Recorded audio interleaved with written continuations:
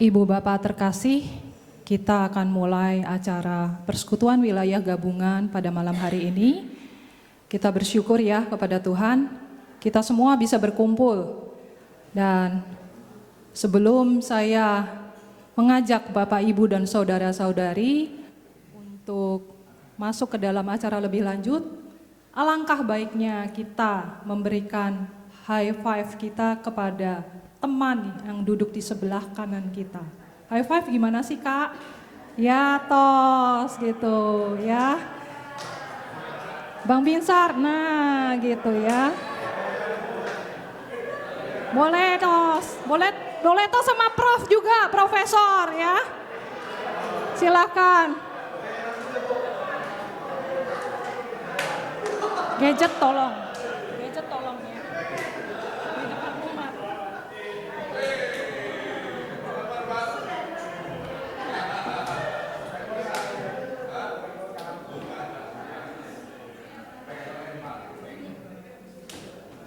Ya, dengan memberikan tos kita tidak pelit tentunya memberikan senyum ya kepada teman-teman di kanan kiri depan belakang kita ya. Selamat datang juga buat Profesor Binsar J. Pakbahan sebagai pimpinan dari Sekolah Tinggi Filsafat Teologi Jakarta dan juga sebagai dosen, tepatnya dosen saya dan Kak Samuel Christian ya. Kita akan menyanyikan satu lagu dari KJ 17 bait 1, 2, dan 4 yang Bapak, Ibu, dan saudara-saudari dapat lihat di slide.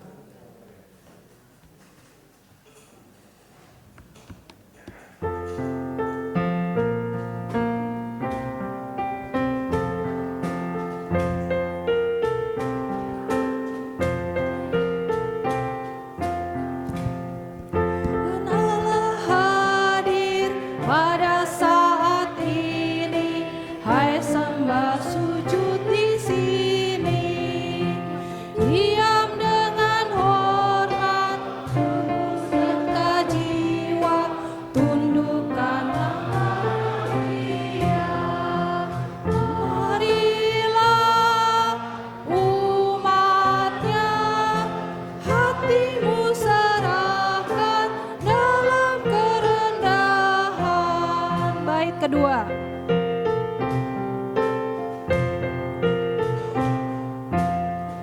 Tuhan Allah hadir yang dimuliakan dalam sorga siang malam. Suci, suci, suci untuk selamanya dinyanyikan malak sorga.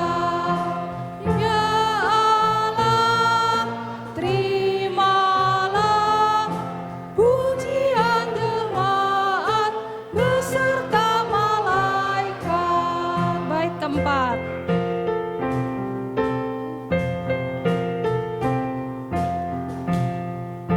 Dengan mulia biarlah hamba-Mu mengagungkan-Mu selalu, hingga aku ini sungguh beribadah sama seperti malaikat dan benar mendengar firman-Mu ya Tuhan agar kulakukan.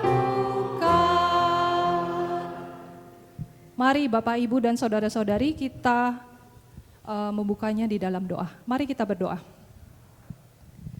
Tuhan Allah, benar Engkau hadir di sini, kami bisa merasakannya dan kami bersyukur untuk kesempatan yang Engkau sediakan bagi kami dapat mengikuti acara persekutuan wilayah gabungan bersama-sama.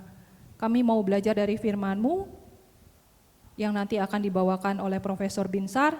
Biarlah apa yang kami dengarkan itu tidak hanya kami pahami, tetapi kami juga boleh menjadi pelaku dari firman-Mu. Kami menyerahkan acara kami dari awal hingga sampai akhirnya. Kami percaya Engkau yang memimpin dan Engkau yang menyertai kami. Di dalam nama Tuhan Yesus kami berdoa. Amin.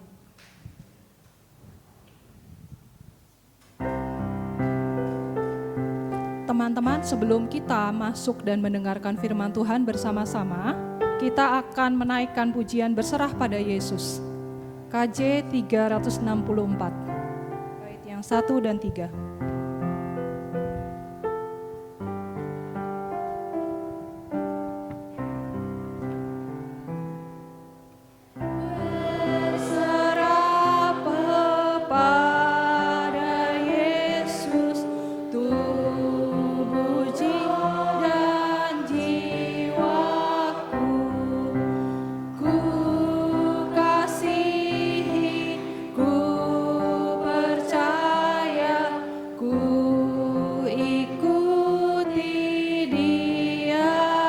Katakan, aku berserah.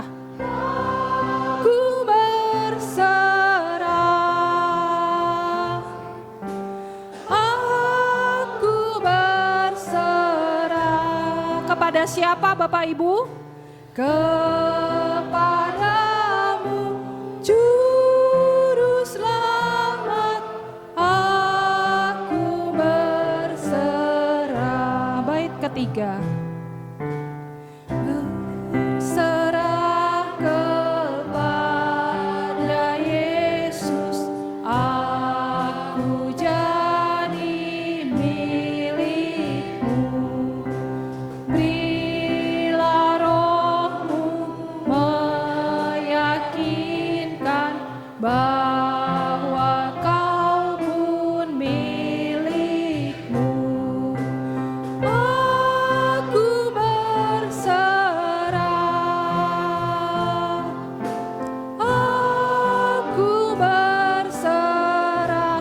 Siapa? Kepadamu, Juru Selamat, aku berserah. Sekali lagi kita nyanyikan refnya. Bapak, Ibu, dan saudara-saudari boleh berdiri.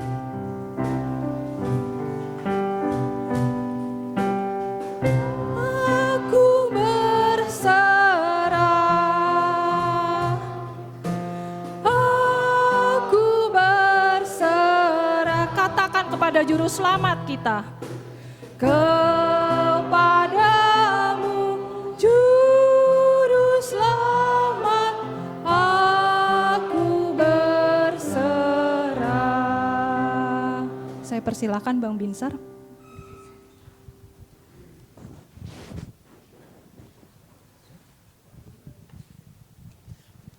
Baik Ibu Bapak, mari kita berdoa. Kami bersyukuri Allah, kami akan masuki acara pada malam hari ini dan kami akan merenungkan firman-Mu dan juga berdiskusi mengenai situasi penting yang saat ini sedang kami hadapi. Biarlah kami semua dipenuhi dengan Roh Kudus sehingga kami boleh memahaminya dan juga berdiskusi untuk mencapai pengetahuan yang lebih baik. Dan pada akhirnya kami bisa menjadi pelaku firman. Ajari kami karena kami siap mendengarkan. Dalam nama Tuhan Yesus kami berdoa. Amin.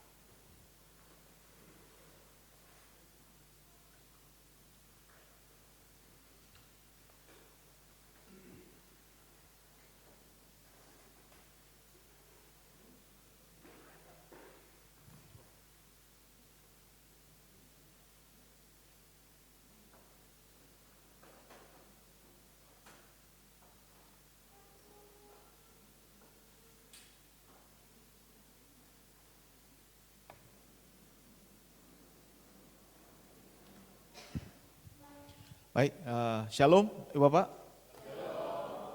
Malam hari ini kita akan diskusi. Boleh saya tahu waktunya berapa lama baru diskusi? Hah? Berapa? Waduh, jangan lama-lama.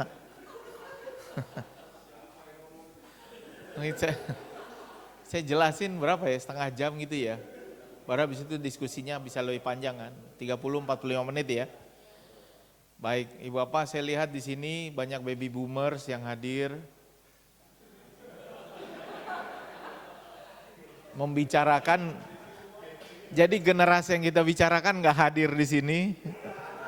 Ini jadi satu pihak, ini pembicaraan satu pihak, ya nggak banyak lah. Ini bukti bahwa generasi lebih tua lebih khawatir terhadap mereka dibandingkan mereka sendiri. Itu penting sekali untuk kita ketahui ya, Ibu Bapak. Hari ini kita bicara soal etos kerja Gen Z. Mungkin saya harus beritahu dulu bahwa kita semua hadir dari generasi yang berbeda. Gen Z ini secara spesifik biasanya dikatakan lahir tahun 95 sampai 2005. Ya, 95 sampai 2005. Kamu lahir tahun berapa? Ya masih bisa lah, Gen Z ujung. Sesudah itu jadi alpha. Ya, setelah itu jadi alpha. Boleh Pak, masih Gen Z. Masalahnya di Indonesia ini milenialnya rasa boomers. Nanti saya kasih tahu apa bedanya ya. Milenialnya rasa boomers sehingga perubahan generasi kita nggak terlalu sama dengan definisi luar negeri. Ya, tapi karena kalian lahir tahun berapa sih? Wah, ini masih udah alfa semua nih. Yang Gen Z siapa ya? Kamu berapa? 99, mileni. Oh iya, betul Gen Z. 2000, ya ini, kalau ini benar nih. Mahasiswa soalnya, tahu kita, tahu. Nah, masalah kita ada, jadi kenapa saya bilang ada masalah? Masalah kita adalah soal klasifikasi generasi, Bapak. Dalam pembicaraan kami sering sekali dengan teman-teman dari psikologi adalah bahwa Indonesia kan luas sekali. Nah, dari luasnya Indonesia ini ternyata perkembangan kita tidak sama. Ada yang cepat sesuai dengan luar negeri gitu ya pendidikannya, terutama biasanya yang lahir di kota, pembagian generasinya agak precise, agak tepat dengan pembagian generasi umumnya seperti ini. Tapi kalau dia tinggal di desa, kadang-kadang dia sudah generasi milenial, ya lahir 80 sampai 95, tapi rasanya rasa boomers. Rasanya rasa boomers. Nah, apa bedanya? Ini dia. Baby boomer itu generasi sulit. Ya, lahir habis Perang Dunia Kedua, punya banyak masalah, punya banyak diktator ya. Tapi dia orangnya sangat idealis, revolusioner. Orangnya dia sangat sangat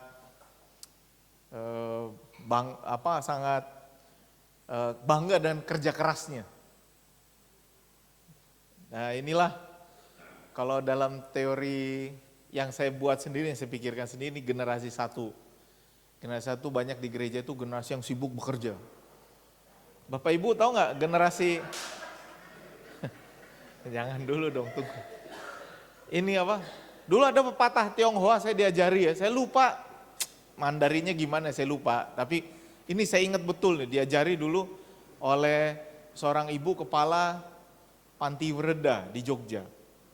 Waktu saya praktek dan tinggal di situ, dia bilang gini, Pak Binsar, kalau generasi satu sibuk begini, iya, generasi dua sibuk begini, generasi ketiga sibuk begini. Katanya. Dia bilang tuh dalam bahasa Mandarin. Jadi generasi satu kita ini baby boomer, generasi duanya nanti milenial. Tapi ternyata nggak terlalu benar juga pepatah ini, gitu ya.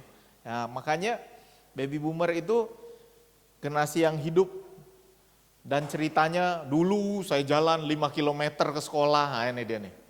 Kamu harus ingat opah dulu, ya, celana dari kain goni gitu, baju gatal-gatal, nah ini dia nih. Generasi susah lah, saya melihat banyak wajah-wajah susah yang mewakili generasi ini. Yang kemudian kerja keras dan menjadi sukses gitu. Sehingga generasi ini sangat menghargai kerja keras. Lalu ada Gen X, ini sudah mulai dengan perjuangan kesetaraan, mulai dengan perjuangan-perjuangan politik ya, mulai 70 sampai 80 lahirnya. Mereka ini tanda keberhasilannya adalah barang bermerek. Gitu dia. Ini tanda keberhasilannya. Kemudian ada Gen Y, ini generasi milenial. Itu yang tadi X 70-80. Gen Y ini generasi milenial 80 sampai 95 lahirnya. Orang yang punya punya zaman yang relatif damai waktu lahir. Ya, nggak ada perang besar, paling perang dingin gitu ya. Mereka juga mulai menikmati perubahan mulai dari TVRI sampai banyak TV channel. Ini saya nih. Tadinya kan kami cuma punya satu TV toh. Saya yakin banyak dari kita di sini kalau saya lihat dari wajahnya tahu iklan Bentul Biru. I love the blue of Indonesia. Kalau kalian nggak tahu, itu emang udah tua. Kami yang tua. Kalian nggak tahu. Kalau Bapak Ibu tahu, RCTI, oke. Kalau kalian nggak tahu, berarti kalian yang muda. Kalau Bapak Ibu tahu, berarti kita memang udah sadar diri lah. Saya belakangan ini makin sadar nih Bapak, pergaulan saya makin banyak dengan orang-orang yang kalau traveling bawa obat.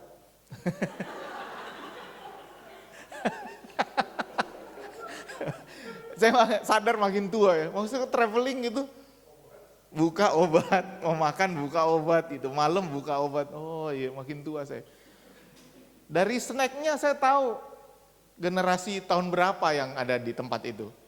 Kalau rebus-rebusan, kacang rebus, pisang rebus, wah udahlah. Makin muda makin manis gitu, makin anak-anak donat apa segala macam kan, makin tua makin rebus. Tadi snacknya apa sih? Hah? Pisang, oh iya itu dia. Itu dia. Tadi saya nggak ngecek loh, saya nggak tahu makanannya apa, jadi ini cuma ngasih tahu aja ya. ngasih tahu. Datanglah Gen Z digital native, lahir udah banyak layar touchscreen-nya, ya. Lahir belum, tapi mereka berkembang dengan perkembangan teknologi. Kemudian di Gen Z generasi akhir mereka sudah ketemu dengan perkembangan teknologi yang luar biasa, internet, touchscreen, foto, kamera. Dan ini adalah generasi yang unik, yang tidak mau lagi sama dengan yang lain. Generasi yang kalau ketemu orang sepatunya sama malu. Generasi orang yang kalau ketemu bajunya sama dia nyingkir. Generasi yang kalau paduan suara nggak mau baju sama. Kalau baby boomers generasi yang pengen beli baju seragam.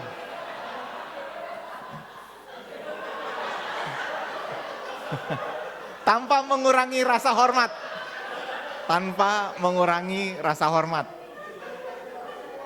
Kira-kira begitu ya. Kalau anak sekarang bajunya sama, dia modelin pakai jas lah, ada yang pakai sweater, nggak mau sama dia. Nggak mau sama, pakai shawl, topiin, diapain, pokoknya nggak mau sama. Kalau generasi dulu kalau bisa sama, tukang jahitnya aja sama. Kalau bisa gitu. Nah ini adalah generasi yang unik, itu sebabnya Bapak, ini seiring juga ada perkembangan filosofi ya, tapi saya nggak akan jelaskan di sini, perkembangan filosofi zaman, sehingga semuanya mau personal, sehingga spiritualitas juga jadi personal, personally tailored spirituality. Dia mau generasi yang mau apa yang sesuai dengan needs saya. Jadi ini adalah generasi yang ingin fokus pada kebutuhannya, ya kebutuhannya. Sehingga generasi ini juga punya krisis ya, rata-rata punya quarter life crisis. Dan karena krisis inilah mereka kemudian punya pertanyaan-pertanyaan seperti ini Bapak. Jadi ini ya, habis sekolah mau jadi apa, masa depan, lulus ngapain, kantoran, kuliah atau kerjanya di mana. Itu pertanyaan-pertanyaan generasi masa kini. Dan pada akhirnya mereka menjadi lebih individualis hidupnya. Susah sekali dikumpulkan dalam grup, susah sekali. Lihat kelompok pemuda sekarang, nggak ada lagi. Yang gede-gede itu susah sekali. Saya yakin di sini, saya udah pernah mimpin, ya kan Pak, di atas berapa orang waktu itu kita? 20? Iya. 3. Bikin KKR susah nih zaman sekarang. Susah, karena dia memang nggak mau ngumpul. Ngumpulnya kalau konser aja. Bruno Mars, itu juga orang tua semua Bruno Mars. Coldplay, orang tua semua itu. Nah, kemudian di tengah-tengah preferensi seperti itu, perubahan zaman, ya, kita juga melihat ada perubahan pandangan karena perkembangan zaman. Orang-orang melihat tugas, jadi ini tugas produksi dan reproduksi. Kalau dalam bahasa Inggrisnya begitu dia bagi, production and reproduction. Tugas produksi itu yang menghasilkan kerja, menghasilkan uang. Reproduksi itu tugas menjaga anak, membuat makanan, membersihkan rumah, itu reproduksi. Sekarang kita melihat tugas produksi dan reproduksi tidak lagi se-clear cut generasi boomer. Generasi boomer bilang, si ini produksi, si ini reproduksi. Generasi ini enggak. Yang ini, yang laki-laki bisa jadi stay home father, enggak apa-apa, it's okay. Selama uangnya istri banyak. Itu. Nah, ini perubahan zaman. Ditambah lagi, nah ini kita makin masuk pada pendekatan kenapa ini terjadi. COVID itu mengubah banyak gaya berpikir kita, Ibu Bapak. COVID itu membuat kita sadar bahwa gue nggak perlu pergi ke kantor. Bisa kok kerja dari mana aja. Gitu. COVID. Karena COVID lah, waktu itu kami masih kuliahnya online ya, karena COVID lah. Kemudian saya memutuskan, ayo kita ke Belanda. Kami sekeluarga ke Belanda ya Bapak. Tahun 2021. Istri saya kuliah, saya ngajar online. Bisa. Ayo kita ke Belanda aja. Udah, istri kuliah di Belanda, saya ngajar, no problem. We can work from home, we can work from anywhere. Dan setelah itulah kita lihat cukup banyak yang dipecat. Apalagi Gen Z ini melihat banyak sekali yang dipecat. Ya Bapak. Dan ketika dipecat, mereka melihat bahwa ada sesuatu yang gak beres dengan cara bekerja kita sekarang. Jadi saya mau menjelaskan juga apa yang Gen Z pandang ya Bapak. Gak semuanya jelek juga ya, saya mau kasih lihat juga apa yang mereka lihat. Kemudian mereka sadar bahwa kita perlu mental health. Wah ini kata kunci nih sekarang. Mental health. Saya perlu sehat, mental health. Saya perlu work-life balance. Begitu ya. Kenapa? Karena dia punya prinsip yang berbeda ya Bapak. Bayangkan ini dua prinsip yang berbeda ya. Yang pertama mengatakan, kalau kamu kerja, ini saya masih ingat nih, kalau kamu kerja keras, berikan lebih dari apa yang diminta dari kamu, dan kamu akan diberikan kepercayaan lebih. Gitu kan? Berikan lebih dari apa yang diminta darimu, dan kamu akan diberi kepercayaan lebih. Artinya kalau kita cuma diminta sampai segini, ketika kita kasih gini, kita akan dikasih jabatan segini. Ketika kita kerjakan segini, kita akan kasih jabatan segini. Ini saya hidup dengan prinsip ini nih. Kerja, gitu kan. Generasi sekarang enggak, generasi sekarang bilang, kalau kamu kerja keras, begitu kamu mati, yang paling kehilangan keluargamu, bukan kantormu. Kantormu akan segera menggantimu, sehingga dia bilang begini, the reward for good work is more work. Buat dia begitu, hadiah kerja keras adalah lebih banyak pekerjaan. Yang generasi boomer hargai, kita hargai, saya juga masih hargai ini. Ya. Kalau generasi sekarang, kayaknya ada yang salah dengan hidup begini. Bukan begitu, Dek? Kamu lahir tahun berapa? 2000? Ya boleh lah, ujung lah. Nggak gitu perasaanmu, gitu nggak? Work smart, not harder. Gitu. Saya punya banyak pegawai juga di kampus ya. Kami punya banyak staff yang nggak mau kerja keras. Jadi misalnya Sabtu, belum tentu mau dihubungin nih orang-orang. Nih si Sam nih, lu mau nggak dihubungin Sabtu lu? Oh lu karena di gereja ya, lu di sini. Takut lu mah takut. Takut. Ini orang-orang mau nggak jawab telepon nih. Orang yang mau nggak jawab telepon kalau dia udah pusing banget nih, udah kebanyakan, nggak dijawabnya telepon kita. Udah kita yang bosnya yang telepon, dia nggak jawab. Dan nggak bisa diomelin, nanti bilang, lu kok nggak jawab? Ya kan Sabtu bang. Gitu jawabnya, kan Sabtu bang. Iya juga sih. Gitu. Sementara kita, ini beda prinsipnya. Sementara kita, apalagi kerja gini, terus tanggung, sejam lagi kelar nih. Kalau bisa gue kelarin sekarang, gue kelarin. Kita kelarin. Kalau ini, ya istirahat. Udah selesai, gue udah kerja, besok lanjut lagi. Gitu, kerjakan hari ini, bagian hari ini.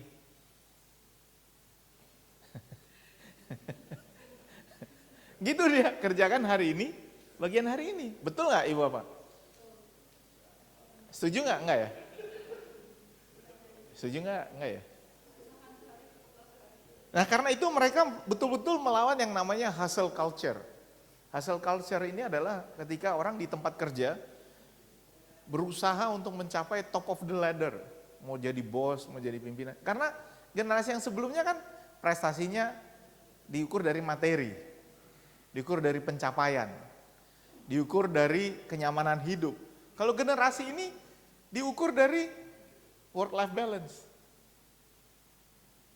Dapat uang dikit, liburan. Dapat uang dikit, liburan. Kan? Uangnya nggak seberapa, Starbucks. Uangnya nggak seberapa, yang penting kan work-life balance. Jadi gini nih, saya sering dengar, untuk apa sih kita ngumpulin duit, kan nanti mati juga. Lebih baik kita nikmati sekarang. Saya punya staff yang udah nonton konser Coldplay di Bangkok.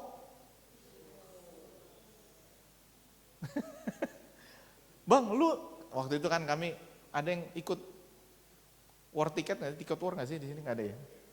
Saya kan ikut war ticket war. Iya Bapak, tiket war. So pakai 5 device nggak dapet juga.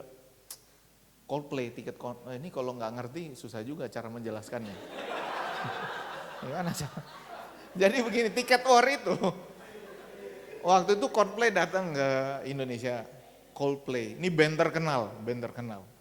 Lalu dia datang, karena dia cuma 1 hari di Jakarta, tiketnya 80.000 tiket, banyak penggemarnya, lalu penggemarnya rebutan tiket itu pada jam tertentu, bukalah websitenya, lalu kita semua beli online. Saya tuh kayaknya baru 5 detik deh sesudah dibuka, udah habis, saya udah masuk antrian ratusan ribu. Saking banyaknya yang ini daftar. Nah ini staff bilang, bang dapat nggak? Enggak. Lu dapat nggak? Enggak. Gue cari Bangkok aja. Dapat dia di Bangkok. Nih bang linknya. Saya pikir, mahal juga ya. Saya ada duitnya. Mahal juga. Dia, saya tahu nggak ada duitnya, dia beli juga. Dia staff saya, dia pergi beli. Hah? Tapi foto-fotonya bikin iri, ya kan? Dia nggak mau hustle, nggak mau dia untuk apa rebutan gitu? Apa yang mau diperebutkan dalam hidup ini? Ya kan yang penting ada uang kita nikmati, ada uang kita nikmati. Menurut saya ini agak ada benernya juga ya Bapak. Ini ironinya hidup, ya ironinya hidup. Ketika kita mau pergi, ada waktu, ada keinginan, tidak ada uang. Gitu kan? Ketika kita ada keinginan, ada uang, nggak ada waktu.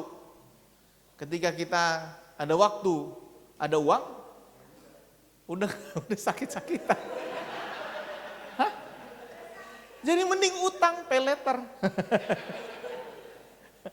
Itu makanya pay later tuh sangat berkembang sekarang. Dengan kredit pinjol. Karena dia mau, ya udah. Jangan pusing lah. Yang akhirnya dia pusing juga bayar ini. Gitu. Nah, karena itu sekarang ada prinsip yang namanya lazy girl job. Kerjakan bare minimum dari pekerjaanmu. Nggak usah lebay lah, nggak usah berlebihan. Kerjakan minimumnya aja, sehingga kamu nggak bisa dipecat, tapi nggak akan dipromosikan juga. Ya udah segitu-segitu aja kerja. Untuk apa? Saya nggak tahu nih si Samuel di sini kayak gimana kerjanya. Hah? Alah. Benar lo Sam. Saya curiga nih wadah. Dan nggak usah terlalu pusing gitu. Yang penting kita hidupnya sehat, mental sehat. Saya nggak banyak stres. Nah, di sisi lain ada juga orang seperti saya jelaskan dulu ya, Ibu Bapak. Setelah mendengar prinsip-prinsip ini, kan saya bekerja dengan mereka banyak. Ya saya juga merasa juga sebenarnya bagus juga prinsip ini. Ibu Bapak coba saya sekarang kalau saya sekarang kalau lihat agenda, saya nggak berani lihat agenda sebulan. Saya lihatnya kue sera-sera, what will be. Karena jadwal saya kalau saya buka langsung ngeri gitu lihat agenda, waduh, ini ngeri banget gitu. Saya nggak, yaudahlah, biarin aja. Saya kemarin baru diomelin istri kan nanti November ya, ini November lebih ngeri. November saya ke Jenewa, jebret sampai tanggal 7, saat tanggal 2 berangkat, 7 pulang sampai 8 pagi, 8 sore saya harus ke Makassar. Karena tanggal 9 pagi saya bicara di Toraja, sidang Raya PGI. Istri saya langsung bilang, bye-bye lo, mati nanti. Jaga kesehatan. Betul juga. Maksudnya kenapa saya harus lakukan itu? Karena saya punya tanggung jawab. Saya generasi yang bilang, ya kalau ada tanggung jawab, kerjain. Lalu datang generasi muda bilang, bang, jangan semuanya diain bang, tolak aja. Gitu kan? Itu nasihat semua orang tuh. Yang memberi nasihat itu, bang jangan semuanya dikerjain. Terus saya bilang sama dia, kalau gitu kerjaan yang dari lo gak usah gue kerjain ya. Jangan dong bang, kerjaan dari yang lain aja gak usah lo kerjain. Kalau yang dari gue tetap kerjain. Semuanya begitu tuh. Jadi bagaimana caranya memilih gitu ya. Bagaimana cara memilih. Kadang-kadang gak bisa, akhirnya kita bilang, kayaknya ini penting, kayaknya ke Puri Indah penting nih. Puri Indah penting nih. Meskipun tadi pagi wisuda ibu bapak. Dan besok saya khotbah 2 kali. Tapi kayaknya ke Puri Indah penting. Kemarin saya ada seminar. Kuliah. Wah, yaudahlah. Karena itu pertanyaan buat kita adalah, what is the goal of working? Kamu kerja untuk apa? Iya kan? Kamu kerja untuk apa? Kamu mau kerja untuk jadi sukses atau untuk punya hidup yang berarti? Hidup yang berarti tidak selalu sukses. Karena kriteria sukses jadi berbeda. Gitu kan? Kriteria sukses. Apa sih kriteria suksesmu? Jadi CEO, punya usaha sendiri, jadi entrepreneur, menghasilkan berapa miliar di tabungan? Is that your definition of success? Or definition of success is to be at peace with your daily lives, damai dengan hari-hari. Biar uang sedikit, yang penting relax. Iya kan? Itu sebabnya sekarang ada usul 4 hari kerja seminggu. Dan ini sudah diterapkan di Belanda, di Jerman belum ya. Kayaknya di Indonesia pernah diusulkan akan dilakukan untuk ASN. Saya juga udah ngomong ini di kampus, 4 hari seminggu. Boleh juga 1 hari WFH gitu ya. 1 hari WFH, sisanya kita kerja di kantor. Ini adalah masukan-masukan yang sangat baik dari mentalitas Gen Z sekarang. Tapi ada efeknya juga. Kalau gaya bekerjanya begitu, bangkrut. Inilah generasi yang paling banyak utangnya. Loh iya dong, harga rumah mahal. Kan? Dia nggak bisa lagi beli. Kalau dia sekarang, saya nggak tahu di Puri berapa sih sekarang ini apartemen, oh nggak sampai lah apartemen. Apartemen berapa sih di Puri sebulan? Yang 1 kamar, tidur, tipe-tipe 36 lah, flat, berapa sih? Ada 2 juta, 3 juta? Hah? Ya jangan dong Pak, mahal banget, tawar dah. Ada apartemen yang 3 jutaan nggak sih di sini? Hah? Sewa? Wah ya. Ngeri juga. Ini adalah generasi yang lebih dari 50% gajinya untuk bayar tempat tinggal. Makanya generasi ini makin banyak sekarang di Amerika yang tinggal sama orang tuanya. Kan dulu kan kalau udah usia segini suruh keluar, sekarang mereka tinggal sama orang tua, mahal. Orang tuanya juga bilang, ya rumah gede, lu di sini aja lah. Tapi kalau di Eropa tetap ditendang keluar sama orang tuanya, pergi lu, udah 17, males ngeliat lu. Mereka ini bukan generasi yang dibilang males, enggak juga ya, mereka kerja 2-3 kerjaan, tapi tidak bisa memenuhi kebutuhannya, karena mahal aja. Sehingga akhirnya mereka bilang, kayaknya nggak perlu begitu, mendingan kita work-life balance. Gitu. Nah ini generasi juga yang punya banyak ini, pinjol, tagihan pinjol, ini generasinya. Karena iklan sekarang, itu untuk mereka Ibu Bapak.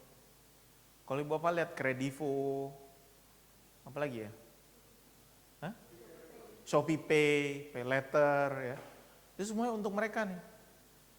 Generasi yang, ini dia, generasi yang mencitrakan apa yang mereka harapkan, tapi belum tentu mereka miliki.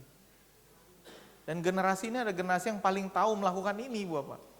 Dia tahu cara memfoto, ya. Ini generasi yang belajar dari, apa ya? Generasi yang belajar untuk memperlihatkan sesuatu, dan mereka sebenarnya juga belajar dari ini gitu, menciptakan sesuatu seolah-olah bangun tidur udah keren begini, nggak tahu udah cuci muka, dia posting, kemudian orang lain lihat, karena dia naik mobil lalu dia bilang, wah work life balance juga nih, nggak perlu, nggak bisa juga nih saya begini, akhirnya dia pura-pura keluar pegang helm sepeda, cuma pegang helmnya doang. Posting.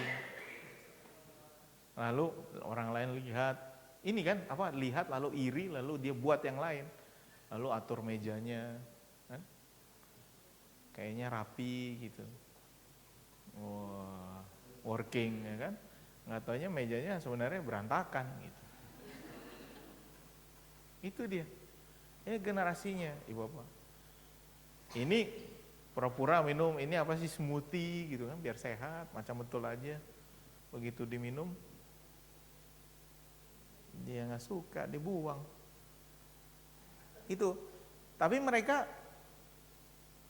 penting, mereka tuh mudah atau gampang atau pintar mencitrakan apa yang mereka harapkan. Karena mereka besar di media sosial, dunia media sosial. So they know how to portray what they want from themselves. But they do not necessarily have it. Kelihatannya keren. Ini sama kayak yang tadi. Setahu saya yang pergi gitu ya. Saya tahu dia lumayan stressful juga hidupnya gitu. Tapi kalau kita lihat dari media sosialnya, everything is okay. Tapi kalau kita tahu sesungguhnya enggak begitu. Nah makanya what is happening gitu ya. What is happening. Dan yang saya lihat dari beberapa buku dan juga TED Talk, mereka mengatakan bahwa Gen Z perlu better human skills. Dulu kita sebut ini soft skills, sekarang kita namakan human skills. How to negotiate. Kenapa susah? Karena generasi ini adalah generasi yang kita sebagai orang tua diajari untuk bertanya sama mereka. Kamu mau makan apa, nak? Kamu mau sekolah apa, nak? Hobimu apa? Skillmu apa? Kamu mau kursus nggak? Saya ini sama anak saya, kamu mau kursus nggak? Saya dulu sama orang tua kayaknya nggak pernah ditanya mau kursus nggak. Pergi lu gitu. Atau nggak usah pergi, saya mau ini, nggak ada duit gitu. Nggak pergi. Nggak pernah ditanya. Anak saya sekarang, besok ntar malam kita makan apa? Saya mau pergi ke mall ini dan makan ini. Gitu. Ntar udah agak susah, udah agak lama, kayaknya udah seminggu kita nggak ke mall. Nyebelin banget anak gue nih. Udah seminggu kita nggak ke mall, pinter banget ngomongnya. Untuk makan gitu, makan keluar. Dan kita terbiasa untuk mengikuti keinginan mereka. Jadi mereka negotiating skillnya saya lihat agak lacking. Kenapa? Karena saya lihat anak saya juga di sekolah. Kalau udah bertengkar sesama temannya, semuanya diem-dieman gitu. Nggak ada yang negosiasi gitu. So what do you, kamu maunya apa? Kalau dulu saya waktu kecil berantem dulu kan. Berantem dulu, baru habis itu lu mau apa? Baru tangis-tangisan lah. Biasanya begitu. Kalau sekarang nggak boleh berantem, no violence kan gitu kan. No violence. Jangan mengejek, jangan bully. Akhirnya diem-dieman. Itu menurut saya ada kelemahannya juga, dia nggak biasa negosiasi. Tiba-tiba datang, saya nggak suka lagi dengan suasana kerja di sini. Menurut saya toksik, pergi. Nggak nanya dulu, saya ingin situasi kerja yang seperti ini. Saya merasa tidak menemukannya di sini. Bisakah kamu memberikan kepada saya situasi kerja yang begini? Nggak gitu dia. Dia langsung bilang, toksik, saya pergi. Atau diam-diam berhenti.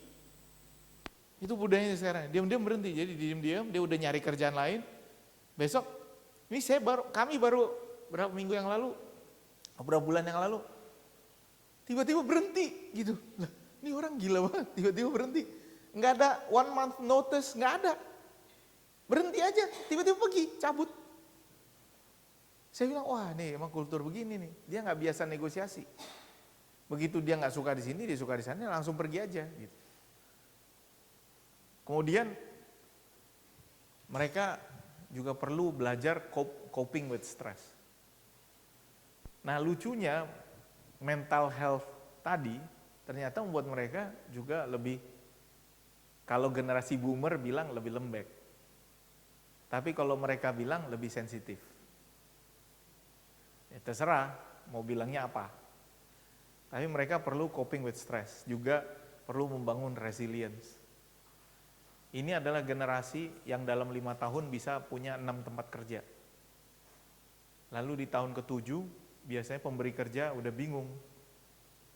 Loh kok banyak banget pindah-pindah, akhirnya nggak dikasih lagi dia kerjaan. Saya udah sering melihat CV orang-orang yang dalam 3 tahun 3 kerjanya. Kalau sudah begitu, saya mulai bertanya-tanya apakah dia pergi waktu keadaan menjadi sulit. Kalau dia pergi waktu keadaan menjadi sulit, berarti dia bukan tim yang bisa saya harapkan kalau keadaan jadi sulit. When things get tough, they will quit. Gitu. Jadi saya sebagai pemberi kerja, ini sekarang saya ngomong sebagai pemberi kerja nih, agak red flag juga kalau ada yang seperti itu. Dan terakhir, karena individualistik tadi, kadang-kadang mereka they don't know how to work in a team that they don't choose. Gitu ya, yang mereka nggak pilih. Kalau mereka pilih, mereka kompak, bestie dan lain sebagainya. Tapi kalau timnya bukan pilihan mereka, lalu kita tempatkan. Kan kita kalau di tempat kerja nggak bisa milih tim, kantor yang menempatkan kita. Bukan cuma di kantor Ibu Bapak, dalam kerja kelompok paper makalah di kampus. Coba tanya sama Sam, lu milih teman atau dipilihin? Milih teman. Ketika milih teman, akan ada beberapa orang yang nggak pernah dipilih. Dan orang-orang yang nggak pernah dipilih nih, kalau ditempatkan dalam satu kelompok, tidak akan ada yang presentasi.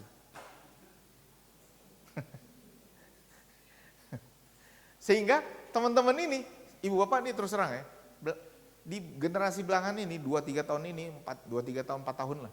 Saya sering sekali menerima pengaduan kalau kerja kelompok. Bang, si ini nggak kerja. Kalau generasi sebelumnya, dia masih masukin namanya, dia berantem sendiri di belakang. Gitu ya, berantem sendiri, wah emang lu dasar nggak bisa kerja lu, tapi namanya masih masuk. Kalau sekarang nggak dimasukin. Asli nggak dimasukin. Toksik. Nggak dimasukin, kasihan. Nah orang ini sadar juga dia ke depan nanti, bang saya nggak dimasukin namanya, kenapa? Ini saya nggak kerja, boleh nggak minta kelompok lain? Saya tawarin, kelompok lain siapa yang mau? Nggak ada yang mau. Toksik. Mental health. Jadi dia nggak bisa kerja dalam tim yang tidak dia pilih. Wah ini juga, bayangkan nanti kerja pemerintahan, bangun proyek, nggak ada timnya yang dia pilih. Timnya semua dipilihkan.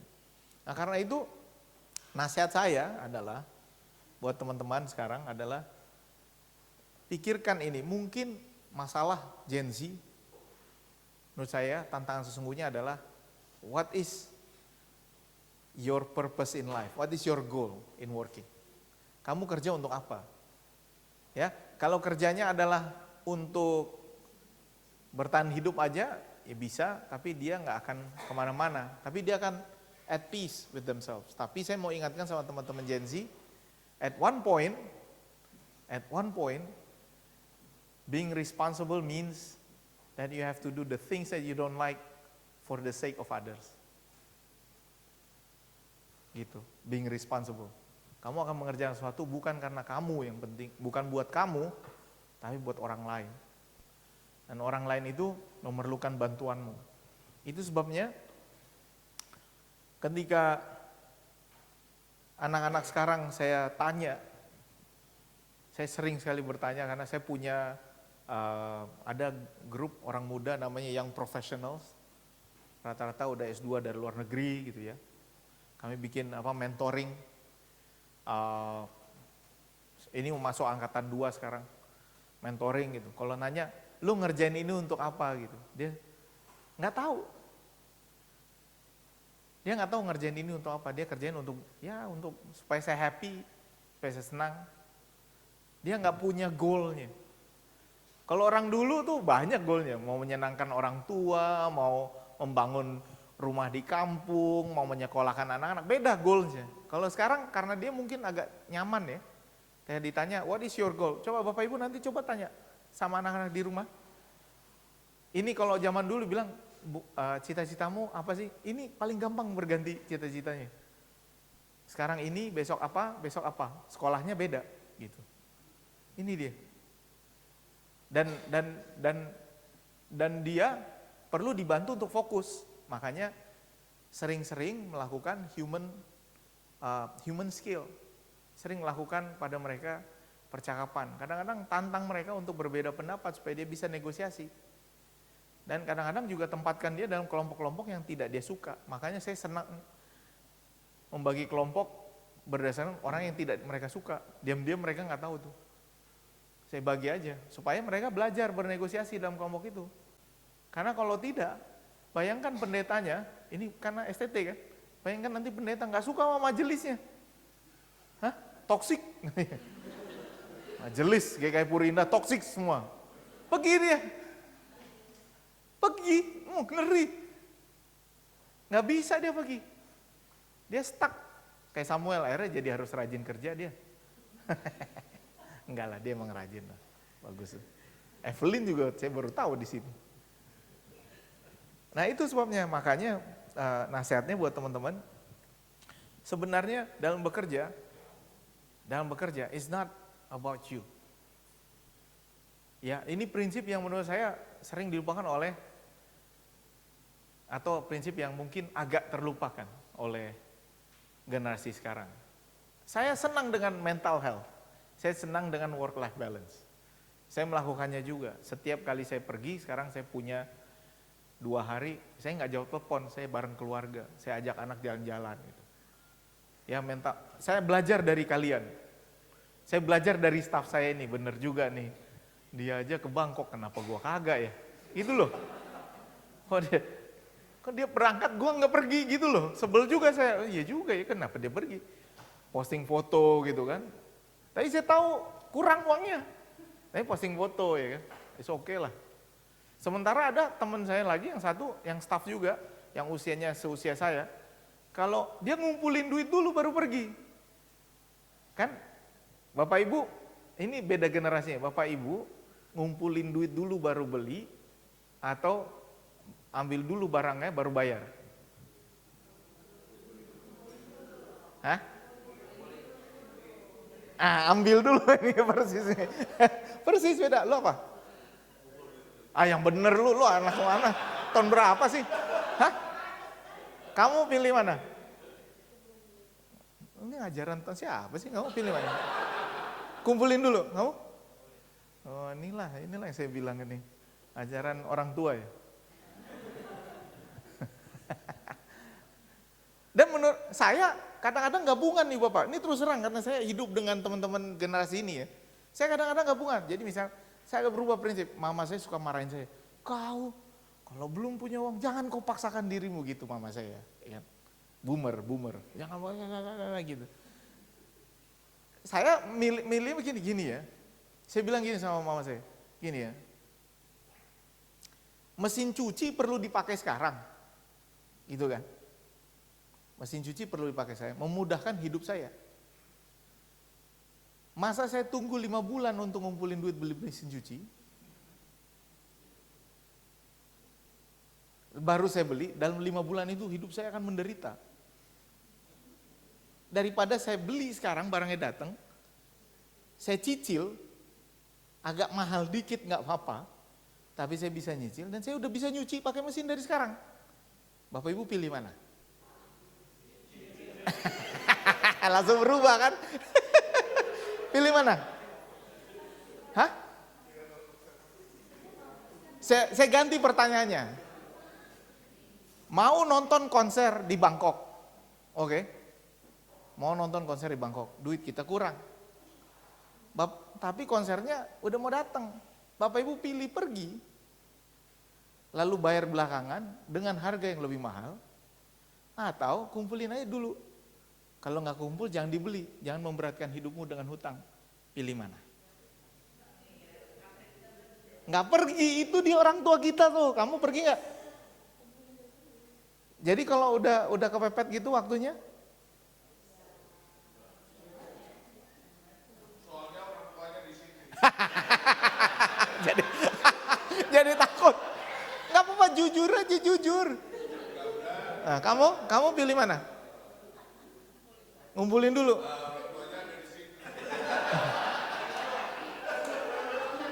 Kamu sukanya apa? Taylor Swift, Blackpink, yang mana?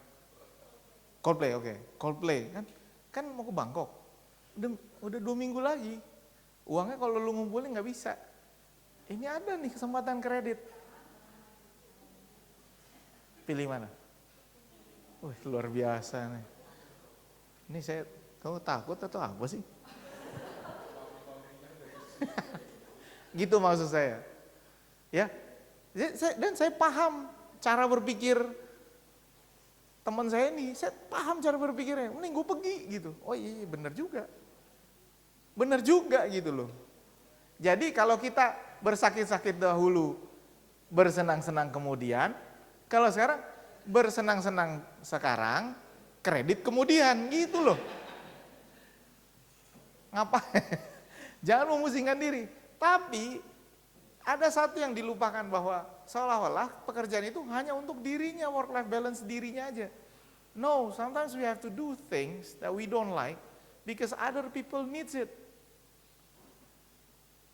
Sehingga kamu nggak jadi self-centered lagi. Kita perlu betul-betul memikirkan bahwa ada pekerjaan-pekerjaan yang perlu dilakukan sekarang karena itu harus dilakukan untuk Tuhan.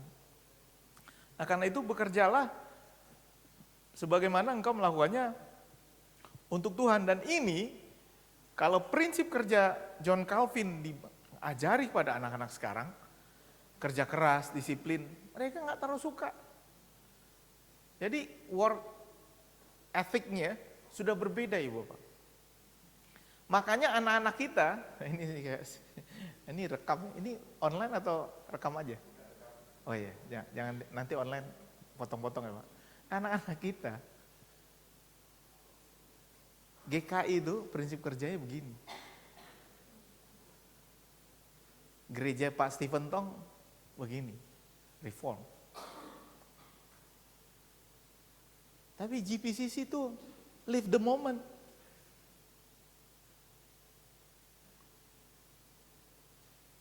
Anak-anak kita gerejanya kemana? Itu karena prinsipnya juga, di sana ya begitu prinsip, no worries lah. Bapak Ibu bisa bayangkan, dia mulai, itulah yang namanya iman ya, dia mulai dengan ngutang. Nah udah, tapi perlu segala alat band, so sistem yang bagus, udah langsung Tuhan akan memenuhi gitu kan. Kalau kita rapat dulu, udah 2 tahun ngumpulin baru beli, kayak beli mesin cuci tadi. Loh ini bener gak Ibu Bapak? Boleh suka gak suka ya, ini karena saya dulu pendeta di GKI Nederland. Kalau rapat soal anggaran, berhari-hari. Sehingga akhirnya ada hal-hal yang kita perlu. Saya gak tahu berapa lama kita rapat buat membangun gereja ini dan live streaming, saya gak tahu ya. Tapi kalau teman-teman yang di ini ya, santai aja, balance gitu, balance. Gak usah terlalu khawatir soal hari depan. Tenang dia. Tapi bisa bangkrut juga gereja-gereja begini. Bisa bangkrut Ibu Bapak, bener loh. Karena banyak tagihan, kita nggak tahu di belakangnya mereka stres tuh. Karena tagihan yang harus dibayar. Tapi gereja kita sebenarnya nggak ada yang perlu distreskan, mukanya stres semua. Wah, kita perlu beli ini, padahal tenang hidupnya. Gereja bagus, nggak ada apa-apa, stres. Punya saldo, mau beli sound system berantem dulu, punya saldo. Itu gereja-gereja kita tuh.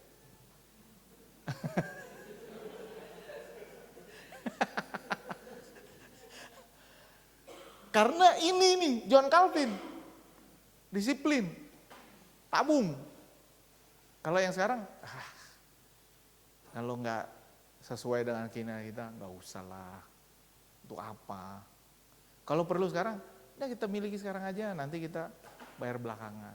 Jadi prinsip ini menurut saya ada plus minusnya. Mari kita belajar juga ya Bapak dari mereka, memahami kenapa mereka memilih begitu.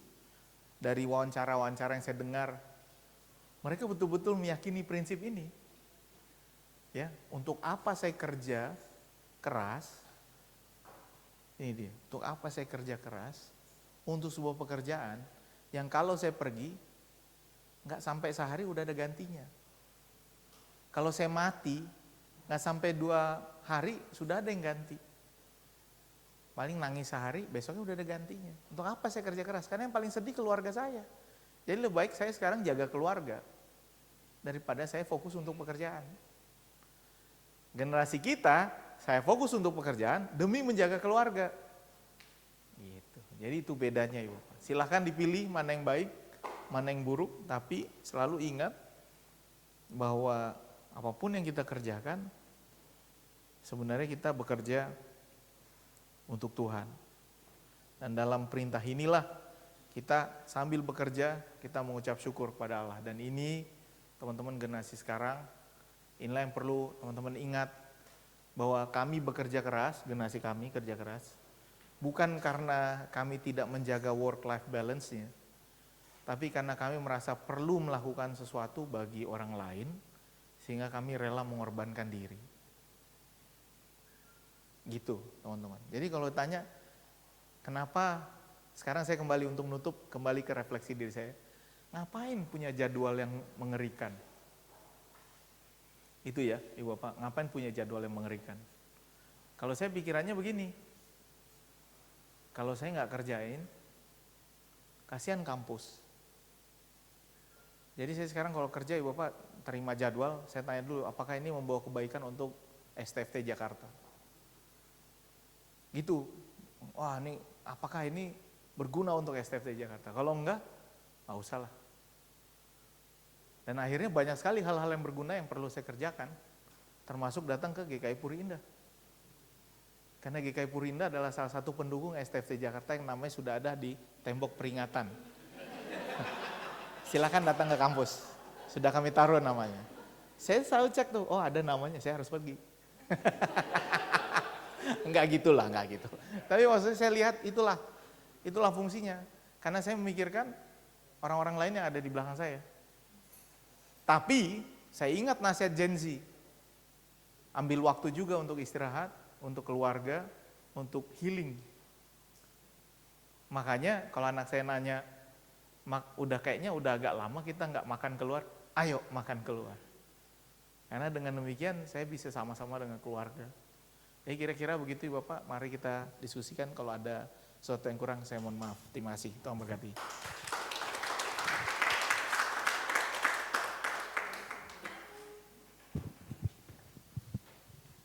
Terima kasih kepada Prof. Binsar yang sudah menyampaikan materi dan bahan yang sangat jelas.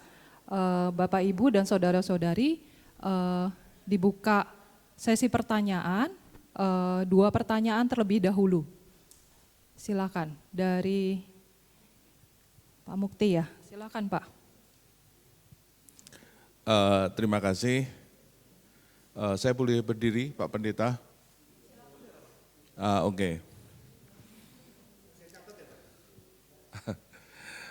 Saudara, perkenalkan saya berdiri di hadapan saudara, saya tidak akan bertanya, saya akan sharing. Kenapa berdiri? Karena kalau di berdiri saya dapat duit, kalau duduk saya enggak dapat, itu kerjaan saya. Saya membaca Gen Z berkah atau musibah di luar kota, dan saya putuskan saya harus datang ke sini. Ya, karena 6 bulan belakangan ini itu sungguh menjiwai permasalahan yang kami geluti. Ya, saya adalah business coach dan juri untuk Innovation Award di PLN DIY Jateng, PLN Jatim, di Pelindo Teluk Lamong, dan di Telkomsel Lampung. Dan di situ masalah yang ditemui adalah Gen Z itu berkah atau musibah tergantung. Kalau bosnya bilang Gen Z itu musibah, ya karena anak buahku jadi susah diatur kabeh, gitu kan. Tapi kalau Gen Z bilang, bapak-bapak yang tua pimpinan di sana itu musibah, dikasih masukan bagus-bagus, nggak didengerin, kan gitu. Nah, dari sini saya mencoba membuat 5 buah jembatan yang saya akan sharing kepada Bapak Ibu, supaya tidak menjadi berkah, tidak menjadi musibah, tapi kita bisa bergerak di antaranya. Yang pertama adalah 1, cuek. Ya, kita cuekin aja Gen Z, kita cuekin aja bos kita diemin, kita nggak usah tanya, ya kita nggak usah hadir, kita nggak percaya, nggak ada masalah, nggak ada konflik, cuek. Itu dan tentu saja rugi. Kenapa kita punya karyawan kita cuekin? Kenapa kita punya bos kita cuekin? Tentu saja kita rugi. Karena dari baby boomers kita bisa belajar ilmu kehidupan yang tidak dimiliki oleh Gen Z, dan dari Gen Z kita bisa belajar ilmu-ilmu baru yang kita enggak dapat. Ya, jadi cuekin sih jelas tidak. Ya, konteksnya di gereja adalah melibatkan generasi Gen Z ini sebanyak mungkin kegiatan supaya mereka tersedot untuk masuk ke gereja. Nah, yang kedua adalah kontrol. Kontrol. Aku maunya gini, jalankan. Dan Gen Z itu hanya dianggap sebagai implementer. Ya, ini kejadian nih, polisiku gini, programku gini, kamu jalankan. Tak kasih budget gini, tak kasih time frame gini, kamu jalankan. Nah, ini Gen Z banyak yang berontak dan pada keluar. Ya, pada minta pindah itu. Kalau bosnya melakukan yang kedua itu kontrol. Ya karena Gen Z tidak suka, di samping itu bosnya juga tidak suka karena ini orang-orang enggak bisa diatur gitu ya. Nah, yang ketiga adalah kompromi. Kompromi. Nah, untuk yang sebelah sini ini program kamu. Ya, kamu bikin di daerah sini, yang di daerah sini punyaku. Budget apa segala macam ini ranahku, program-program implementasi apa segala macam itu ranahmu. Ya, tapi suatu saat kamu harus minta budget kepada saya. Ya, artinya kompromi tapi ada kontrolnya. Kalau kamu sudah lakukan ini, suatu saat dia harus kompromi dengan dia untuk mendapatkan budget. Ya, tidak sering dia mentok di situ untuk minta budget. Contohnya gini, Marketing Innovation Award. Jadi yang di award itu inovasi. Tapi bosnya nggak mau ngeluarin duit untuk inovasi. Kan lucu ya, padahal inovasi kan butuh duit gitu. Bosnya mau pokoknya jual produk dan jasa sebanyak mungkin. Gimana caranya kamu bisa naikkan dari growth 5% itu jadi 15%, itulah inovasi. Gitu. Sedangkan anak-anak muda ini menganggap loh kalau tidak ada duitnya untuk inovasi ya gimana caranya kan gitu. Jadi nggak bisa. Ya kan? Nah, yang keempat adalah kompromis. Ya kompromis, ya sudah biarlah, enggak apa-apa. Dia kerja atau pegawai negeri, aku juga kerja pegawai negeri, sebentar lagi aku dapat pensiun, very happy. Dia kerja, biarin dia kerja sebagaimana, nanti kalau gua pensiun dia enggak bisa kerja, malah gue juga dipanggil lagi untuk balik, tetap jadi atasan mereka dan di masa pensiunnya diperpanjang. Ya tentu saja ini adalah sebuah penderitaan juga yang tidak optimal. Nah yang saya ajarkan kepada mereka adalah yang kelima, dan ini yang harus diterapkan di gereja sini juga menurut saya, yang kelima adalah kolaborasi.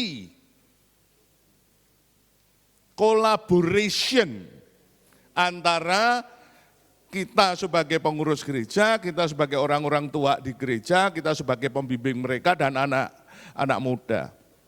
Nah dalam kolaborasi ini anak muda tidak dianggap lagi sebagai implementer, tetapi sebagai planner. Yuk anak muda kamu mau program apa? Bikin. Tak kasih budget, tak restui. Tidak lagi diberi peran gitu loh. Kamu main piano, kamu main biola, kamu sandiwara di sono gitu. Ya itu dikasih peran.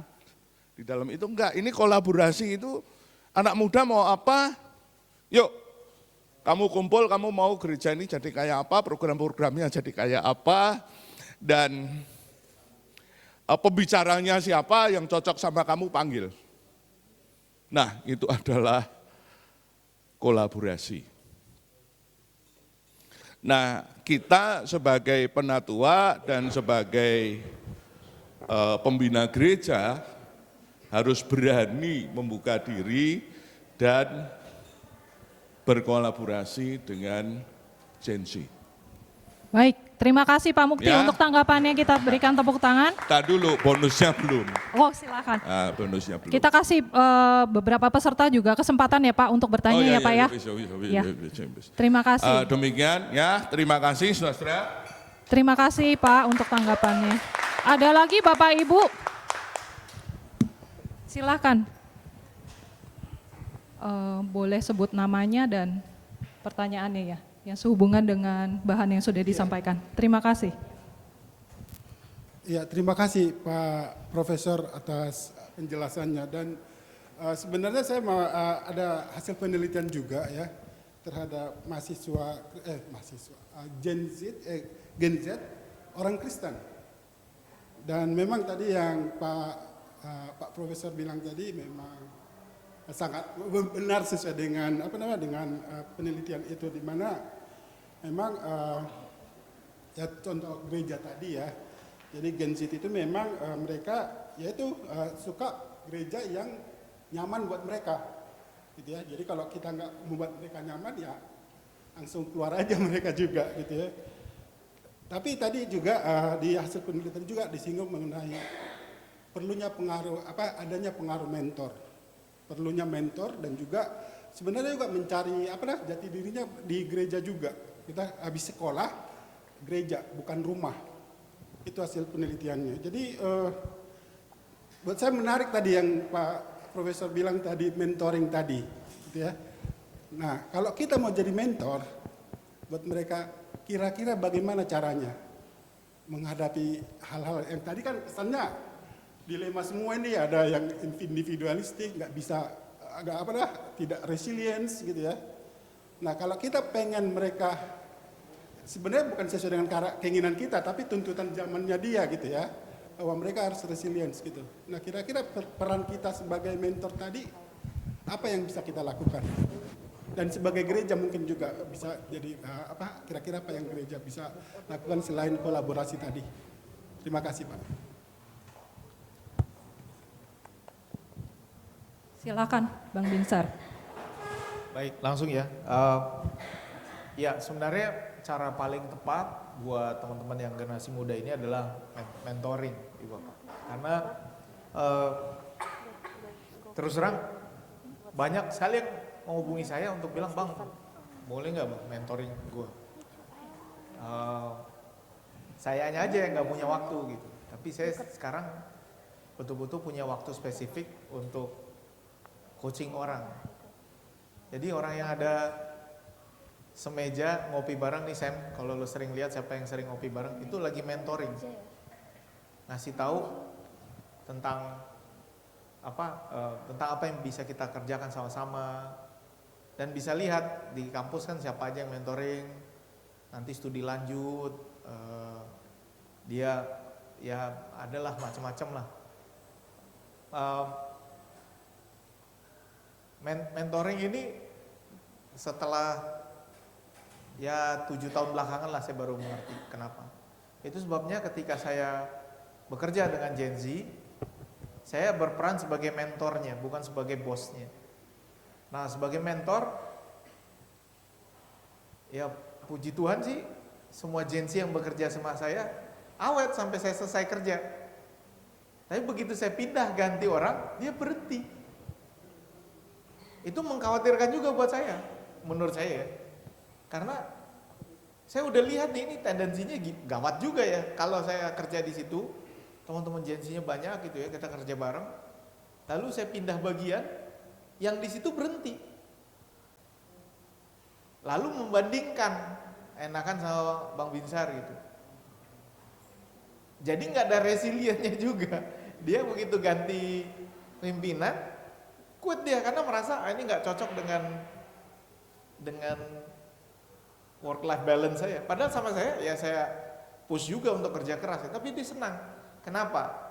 Karena pertama sebagai mentor, ini tipsnya Ibu Bapak, sebagai mentor jangan cerita keberhasilan doang Ibu Bapak, cerita juga kegagalan. Dan kami paling enggak kalau sama Gen Z, kalau saya kerja paling enggak seminggu sekali kami akan makan bareng, doa bareng.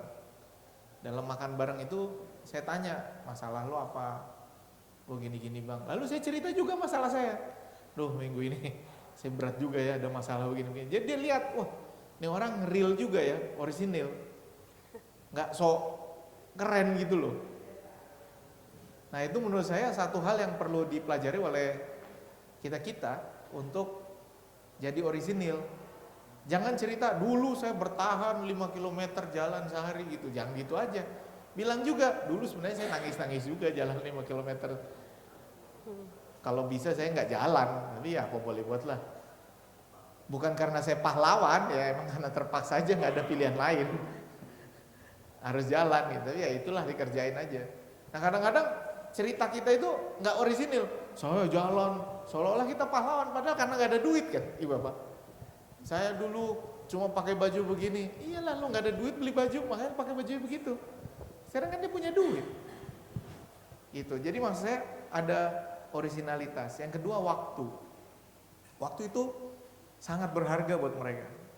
Saya bisa lihat mereka sangat appreciate gitu. Saya ngomong sama mereka, saya kasih mentoring gitu ya, kasih dia kesempatan untuk mengerjakannya, saya lepas gitu ya, saya lepas kerjain, nanti dia kembali lagi, ayo gimana, menurut lo apa yang bagus, apa yang kurang, lalu dia bilang begini, baru kita gimana, mungkin kita mau coba cara lain. Nah ini buat ibu bapak yang generasi baby boomers, X dan milenial, satu hal yang mereka tidak suka adalah micromanaging. Micromanaging itu artinya apa yang udah lo kerjain hari ini, apa aja yang udah terjadi, coba ceritakan. Nah jam segini apa, lapor, give report, cabut tuh orang. Micromanaging, karena dia suka bekerja result oriented, bukan schedule oriented, result oriented. Jadi mau kerjain tengah malam, mau kerjain sore, mau kerjain pagi, yang penting hasilnya beres.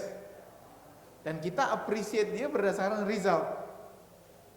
Nah kita orang-orang ini kan proses oriented. Tanpa proses yang benar tidak bisa mencapai hasil yang benar. Bangun pagi disiplin, kerjakan ini, harus punya ritme, baru jadi orang berhasil. Ini enggak, suka-sukanya dia. Pagi-pagi bangun, make upan dulu. Di kantor saya sering lihat dia make upan gitu. Saya biarin aja, apa urusannya? Yang penting kerjanya beres gitu kan. Ntar makan, gimana? Beres bang, ini gimana? Oke, ini gimana? Apa yang baru yang lo kerjain? Bang, gua ada usul begini-begini. Dengar dia. Oh iya, bagus juga ya. Ya boleh deh, kita kerjain. Gitu. Dia akan merasa idenya diapresiasi. Jadi jangan cuma nyuruh-nyuruh aja. Jadi yang terakhir, Pak Mukti tadi bilang apa sih? Kolaborasi ya terakhir. Kolaborasi. Sebenarnya dia maunya mentorship. Karena dia juga nggak tahu mau ngerjain apa. Dia punya ide, tapi dia nggak yakin idenya akan berhasil. Lalu ketika gagal dia perlu orang yang menanggung jawabinya. Ini saya kasih tahu aja. Dia punya ide, bang kita bikin begini, oke. Terus kita perlu tanggung jawab, nanti tanggung jawabnya di kita gitu. Dia nanya, udah gimana? Oh ini gini-gini sulit. Apa yang bisa gue bantu? Kita kerjain begini-begini. Jadi itu mentorship, ibu bapak. Jadi buat Gen Z ini, salah satu usul untuk program gereja adalah mentoring. Tapi mentoring nggak bisa kelompok besar, kelompoknya kecil. Saya mentoring ini para anak-anak yang profesional sini 10 orang per batch. Wah orang seneng bang, gua kapan gitu. Aduh gua nggak ada waktu, ntar dulu lah. Itu karena ya saya juga nggak nawarin kerjaan ke mereka, tapi saya mentoring aja. Kenapa? Karena sekarang ya bapak, kalau ada pejabat gitu bisa nanya atau orang-orang yang pengusaha nanya, Pak Pendeta ada nggak bisa nggak ngasih 5 orang, gitu kan? Ada nggak 5 nama untuk ngerjain ini? Ada nggak 5 nama ngerjain ini? Saya kadang-kadang nggak kepikiran gitu kalau saya kasih nama, saya nggak bisa tanggung jawab. Lebih baik saya mentoring dulu dan kelihatan bedanya. Orang yang saya mentorin, saya kasih mentorship, ketika dia kuliah ke luar negeri dan orang yang nggak saya kasih mentorship kuliah ke luar negeri hasilnya beda. Gitu. Saya bisa lihat, gitu, saya bisa compare. Oh ini dia lebih resilient, bagus juga kasih mentorship. Dan di dalam mentorship itu, tadi apa sih tulisannya ini? Ada 5 hal ini tadi. Dalam mentorship ini kadang-kadang saya kasih kontrol juga. Udah gimana? Kadang-kadang saya compromise, kadang-kadang saya cuek. Jadi memang harus ambil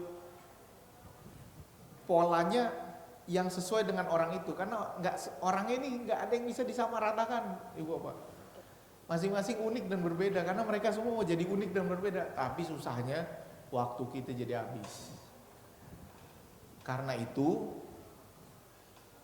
dan ini yang saya lakukan, tidak semua orang bisa saya kasih mentorship. Saya juga jadi pilih-pilih juga. Siapa yang bisa kita arahkan. Dan rata-rata mereka jadi resilient kalau saya kasih mentorship.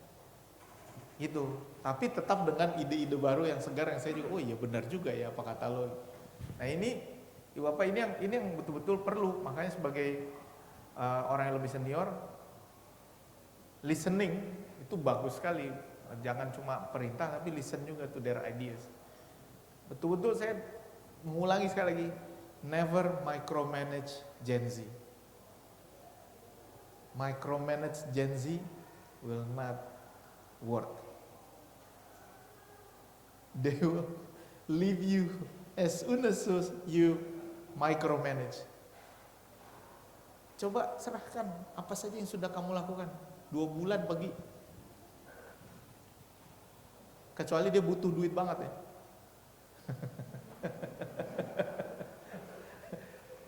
Dua bulan pergi, lu udah mulai cari kerja lain itu. Coba jam segini sampai jam segini apa saja yang kamu kerjakan? Saya mau lihat mana hasilnya. Langsung pergi nih. Gitu Ibu Bapak. Jadi never micromanage, but mentoring. Mentoring itu bagus sekali. Bahkan Ibu Bapak kan terkejut karena dia yang nyari kita. Karena dia mau kita bantuin dia. Dan ini juga, kita nggak perlu iklan Ibu Bapak, karena sesama mereka saling mengiklankan. Oh sama ini bagus, sama ini. Jadi kita nggak perlu, nanti nggak perlu iklan, tiba-tiba ada orang datang, bang, gue mau, lu tau dari siapa? Dari yang ini bang. Iya. Sekarang saya kecapeannya apa? Mentoring keluarga muda. Bang, kami mau dong bang, ada mentoring keluarga-keluarga menghadapi masalah-masalah gitu kan. Keluarga-keluarga muda nih. Waktu lagi-lagi nggak punya. Waktu ini time consuming. Karena dia mau spesifik. Dia maunya paling banyak 2-3 keluarga. Gue bilang sekali 10. Janganlah bang, nanti kita nggak personal. Iya personal udah nggak ada waktu lagi. Gitu. Tapi ya begitu kalau mau Bapak Ibu mau jadi mentor, gitu caranya. Kira-kira itu yang dicari sama anak muda sekarang Pak. Terima kasih Pak. Tepuk tangan untuk penjelasan dari Bang Binsar. Terima kasih Bang Binsar. Kalau boleh saya tegaskan kembali, mentoring itu seperti kelompok kecil ya Pak, Bang ya. Ya, kelompok kecil di GKI Puri ini Bapak Ibu dan saudara-saudari seperti yang sudah diinfokan bersama, ada kelompok belajar bersama ya, KBB. Jadi di dalam kelompok KBB ini kita belajar bersama-sama tentang sharing seperti yang tadi Bang Binsar jelaskan. Jadi ada dari pra-remaja, remaja hingga sampai kaum dewasa ya. Betul ya Pak Cipto ya? Ya, jadi Bapak Ibu, saudara-saudari, mentoring itu perlu. Jadi apabila Bapak Ibu yang mempunyai anak belum mengikuti kelompok kecil atau di dalam GKI Puri disebutnya kelompok belajar bersama, bisa infokan, tanya ke Pak Cipto atau Pak Edwin ya. Nah, satu pertanyaan terakhir dipersilahkan. Ya, boleh. Silakan, Ibu. Silakan. Terima kasih. Saya Elita. Terima kasih buat waktu dan kesempatannya. Menarik sekali ya apa yang Pak Pendeta sampaikan. Kebetulan saya bersinggungan terus dengan apa yang tadi disampaikan. Dan itu saya alami hari demi hari di dunia kerja saya. Mungkin kalau untuk dunia kerja kantor atau benda-benda tidak bergerak itu bisa lebih mudah diatasi ya. Tapi perkara Gen Z ini akan menjadi sulit ketika dunia kerja kita itu berkaitan dengan anak-anak sekolah, pengembangan karakter dan seterusnya gitu. Tapi saya mengalami yang bagaimana beberapa guru di sekolah saya itu terlibat pinjol karena gaya hidup. Betul sekali kata Pak Pendeta. Itu dipanggil di sidang, dia hampir 200 juta gitu ya. Waktu saya tanya gitu ya, itu buat apa Miss? Seperti itu kan. Dengan entengnya dia jawab, gaya hidup Miss. Seperti itu ya. Gaya hidup apa? Terakhir kamu habiskan buat apa? Ya itu beli tiket konser ke Singapura gitu ya kalau nggak salah gitu. Nah sekarang yang jadi sulit itu adalah kalau kamu mau senang-senang sendiri dengan segala macam pertimbangan tadi ya monggo silahkan. Masalahnya nama baik sekolah dipertaruhkan gitu ya. Banyak telepon ke sekolah gitu yang tadinya kita kira ini mau daftar gitu ya. Tapi mana ini sini, mana sini. Wah ini kok jadi menyulitkan gitu. Itu satu gitu. Tapi able to negotiate tadi itu benar juga. Mereka jadi nggak mau bernegosiasi tiba-tiba hilang. Dan itu saya alami beberapa guru menghilang, meninggalkan kelas begitu saja untuk 1 tahun ke depan gitu. Bagaimana kelabakannya mencari guru baru pengganti yang capable, yang harus bisa mengakomodir komplainan orang tua gitu kan. Dan nama baik tadi bagaimana caranya menyampaikan kenapa guru A keluar, kenapa guru B keluar gitu. Ya itu tadi dia nggak mau untuk diberi masukan apa segala macam. Oh ini nggak nyaman saya pergi gitu. Itu sulitnya ketika bercerita tentang Gen Z di dunia pendidikan seperti itu. Nah, ada juga masalah yang dihadapi ketika tadi Bapak yang tadi bilang bahwa beri dia porsi, beri dia ini gitu. Gak pernah ngeluarin ide gitu. Jadi kita rapat meeting, oke ada ide untuk 1 bulan ke depan, diam semua krik krik krik gitu kan. Tapi di belakang tuh nomor 1 kalau ngomong bla bla bla gitu. Jadi cukup luar biasa gitu. Nah hanya yang menjadi beban saya yang mau saya diskusikan ke Pak Pendeta adalah ketika kita sebagai orang Kristen gitu ya, saya punya atasan gitu ya, ketua yayasan gitu. Saya pimpinan di sekolah sebagai kepala sekolah gitu. Apa yang harus saya lakukan ketika saya bertemu dengan Gen Z tadi yang waktu diterima pertama kali yang ditanyakannya langsung begini, fasilitas apa yang saya dapat Miss gitu kan. Saya bilang, what? Kamu tuh ada probation time 3 bulan gitu. Kalau kamu oke, kamu gak usah ngomong, berkatmu ada. Saya selalu bilang begitu. Tapi kalau kamu gak doing nothing, apa kamu mau dikasih apa gitu, tunjukkan dulu gitu kan. Oh gitu, tapi kan biasanya harus ada benefit ini. Kerja dulu, saya begitu, kerja dulu gitu. Nah terakhir ini ada masalah, ada satu tenaga pengajar di usia Gen Z ini yang sudah cukup mengesalkan gitu. Tapi dia persis seperti kata Bapak, pokoknya yang minimum aja saya kerjakan gitu. Tapi komplainan banyak banget dan saya tiap hari terima. Oh, gimana nggak nanganin ini. Akhirnya saya ditekan oleh atasan saya. Ya sudah, Miss Elita, cut aja. Kalau kamu nggak senang, sekarang kamu yang memutuskan gitu. Tapi di hati saya gitu ya, saya pengen mentor itu tadi gitu. Jadi saya panggil, saya tanya, saya ini. Terbuka, dia nyaman gitu. Tapi waktu untuk kembali bergabung dengan dunia kerjanya, dengan guru yang cukup banyak, dia kembali lagi nggak kompeten, nggak menunjukkan inovasi atau apa gitu. Jadi tetap ingat ya, tinggal 2 bulan ya, Miss Elita yang harus menentukan ya, apakah saya harus memecat gitu atau bagaimana gitu. Nah kira-kira kita sebagai orang Kristen di dunia kerja berhadapan dengan posisi begini, apa sebaiknya yang harus kita lakukan Pak gitu. Karena kalau sekedar ngomong, iya dipecat, banyak hal yang nanti yang menyulitkan saya juga gitu. Saya harus cari guru baru lagi, tapi juga nanti belum tentu guru baru itu juga mampu menghandle anak-anak dan komplain orang tua gitu. Tapi itu bertentangan di hati saya dan kadang-kadang itu sampai kepikiran gitu, apa harus dipecat gitu dalam tanda kutip. Tapi sudah dimentor juga gitu, versi kita di dunia kerja pendidikan masih belum berhasil gitu. Sementara atasan tetap terserah ya, pecat-pecatin aja tuh kalau nggak ini. Kalau yayasan kan begitu, daripada nyulitin nama baik sekolah jelek gitu. Nah di situ ada sedikit kegalauan. Kira-kira Bapak ada saran nggak bagaimana menyikapi hal seperti ini? Terima kasih.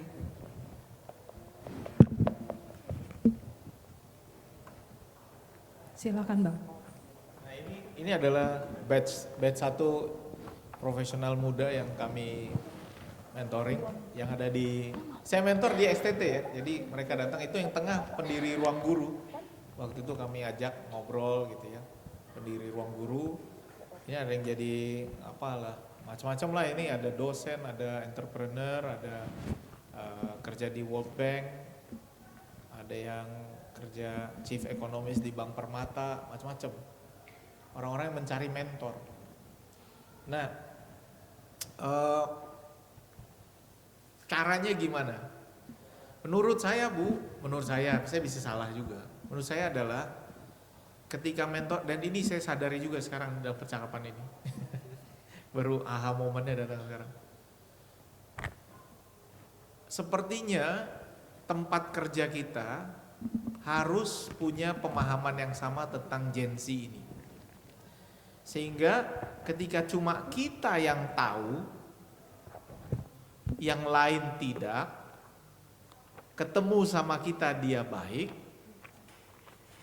berpisah dengan kita dia keluar. Di sekolah mungkin sama kepala sekolah dia nyaman, tapi sama wali kelas lain, guru lain, wakil kepala sekolah lain dia bertengkar. Daripada saya pusing, lebih baik saya kerjain yang minimum biar nggak bisa dipecat, atau saya pergi tiba-tiba. Nah ini saya jadi paham juga nih, mungkin saya perlu, ini saya langsung pikir, saya sekarang punya program mentorship untuk dosen-dosen baru yang Gen Z. Setiap Selasa saya bilang ngopi bareng di kantor ketua. Tuesday coffee. Kami sekarang punya 4 yang Gen Z, baru S2 ya, belum S3, mau S3. Saya ya ini bolak-balik kita ngobrol apa masalahnya, lalu nanti dia share itu. Nah, tapi saya sudah mulai dengar yang lainnya nggak begitu. Berarti saya perlu mengajari kolega saya cara menghadapi Gen Z-nya. Jadi nanti kami akan punya, ini saya kepikiran nih, tahun ini saya akan kumpulin semua kabak dan wakil ketua untuk menunjukkan ini yang perlu kita lakukan bagi para Gen Z. Karena percuma ngomong sama saya, nanti dia seneng gitu, ketemu yang lain dia nggak kuat. Jadi kan kita juga jadi capek juga. Berarti para kepala bagian yang lain harus saya kasih tahu tentang cara ini. Ini saya baru kepikiran tadi nih Bu. Jadi saya nggak cukup sebenarnya mentoring Gen Z-nya, saya perlu mentoring orang tuanya. Repot juga ya. Tapi ya supaya kita nggak capek, saya perlu mentoring orang tua. Saya baru pikiran nanti November saya buat untuk para kabak tahu cara bicara dengan Gen Z. Karena kalau enggak, turnover pegawai tinggi sekali. Cepat sekali ganti nih sekarang. Ganti, berhenti tengah jalan. Apa fasilitas yang saya dapatkan yang begitu-begitu? Belum kerja udah nanya fasilitas gitu ya. Makanya mungkin kepala bagiannya harus disiapkan juga. Dan saya tidak menganggap bahwa Gen Z ini lebih jelek dari generasi saya. Saya menganggap dia punya cara berpikir yang berbeda aja. Karena ketika kita bisa kolaborasi, kerjasama, mentorship buat dia, kita mentoring dia kerjanya bagus kok. Kerjanya bagus. Jadi kalau saya selalu suka bingung gitu, ketemu kepala bagian lain lalu bilang, si ini kerjanya nggak bagus. Nggak bagus, sama gue bagus kok kemarin. Gitu, saya suka nggak ngerti gitu. Sekarang saya baru sadar, oh dianya yang nggak sama frekuensinya. Karena orang ini cuma mau bekerja sama orang yang dia suka. Gitu. Berarti ya kami harus siapkan juga lingkungannya. Nah ini masalahnya, apakah lingkungan ini lalu bilang udah kita rigid aja, yang cocok aja kita masukkan, gitu kan? Itu kan pilihannya, kita rigid aja, yang cocok kita masukkan, atau kita mengubah kultur kita supaya siap dengan mereka. Kayaknya saya akan memilih jalan nomor 2. Kenapa? Karena generasi berubah. Nggak mungkin Gen Z ini jadi seperti kita. Tapi di tengah mentoring itulah saya selalu bilang, lu udah uang sedikit, cicilan banyak, terus sedih lu mau gajian, makannya enak. Saya selalu nyindir sambil ketawa-ketawa. Masuk juga ke mereka Bu. Kalau yang saya mentoring ini, karena baru gajian, nyicil sepatu, tas, handphonenya lebih bagus dari saya, iPhone gitu kan. Saya bilang, jadi sekarang saya ngecengin dia, misalnya ada tamu nih, yang handphonenya paling bagus, foto dulu sini. Dia fotoin pakai handphone itu. Bang jangan gitu dong, enggak yang handphone paling bagus yang fotoin. Sini. Dia lama-lama ngerasa juga. Sekarang gimana, udah lunas belum? Ketawa aja. Udah lunas belum? Ya gitulah Bang. Udah lu jangan. Hemat tuh jangan begitu. Iya bang gitu. Jadi masuk juga. Kalau dia lihat kita serius gitu, mentoring dia nggak cuma ngajarin aja. Tapi di sisi lain saya paham juga waktu pertama kali dia melakukan itu, ya namanya juga mau merasakan itu yang tadi apa, senang apa, work life balance gitu kan, mental health, pamer. Saya tahu dia punya utang. Tapi dia mau gitu beli begitu, ya udahlah. Sekali saya masih diemin, tapi nanti berikutnya udah saya sindir terus. Wah lo, yakin lo? Makanya saya sindirnya caranya gitu, oh ya yang handphone paling bagus saya sini fotoin. Mana sepatu lo yang mahal itu? Gitu. Gitu saya sindirnya, wow keren ya nyicil motor baru ya. Wow luar biasa. Jangan gitulah bang, ini gak ada duit. Gitu Bu, tapi dia lihat kesungguhan kita nggak ninggalin dia gitu. Jadi saya rasa ibu punya pilihan. Mau rigid, artinya seleksi orang yang cocok dengan lingkungan kerja rigid, atau lingkungan kerjanya yang jadi menyesuaikan diri untuk Gen Z. Saya rasa harus ada di tengah. Sekarang saya udah dengar, nih coba tanya si Sam, kami sekarang buat kewajiban Bu, banyak. Nih udah mulai banyak suara-suara protes, saya udah mulai dengar. Ibadah, ya wajib berapa kali sih? 7 ya? 7 kali per semester, minimum absen. Ibadah yang besar ya, ibadah besar bukan ibadah harian. Kuliah umum berapa gitu? 4. Kok lu hafal, gue aja gak hafal. Karena dia harus absen. Dia harus absen. Kuliah umum 4. Itu apa lagi ya? Udah itu aja. Ibadah sama kuliah umum. Asrama 2 tahun. Lalu orang mulai dengar, oh ini kayaknya terlalu rigid. Enggak, menurut saya generasi sekarang perlu struktur. Tapi di saat yang sama, ide-idenya, cara dia bekerja harus tetap dihargai. Jadi dia punya banyak kreasi, silakan saya hargai dan kita harus dengar dia. Makanya nanti lingkungan kerjanya harus fleksibel untuk Gen Z, tapi struktur disiplinnya harus tetap ada. Gitu. Makanya di situ saya rasa middle groundnya Bu. Jadi kita harus tetap punya struktur, tapi kitanya harus harus fleksibel untuk Gen Z. Sambil terus mengingatkan, ingat lo kerja ini untuk Tuhan karena lo diberkati sama Tuhan. Makanya lo dapat pekerjaan begini, selanjutnya ya lo harus bagi-bagi juga buat orang generasi berikutnya gitu. Karena generasi ini siap, sebenarnya sangat siap untuk dibentuk kalau orang membentuk dia percaya. Kalau orang yang membentuknya nggak dia percaya, mau ngomong apapun dia nggak akan dengerin.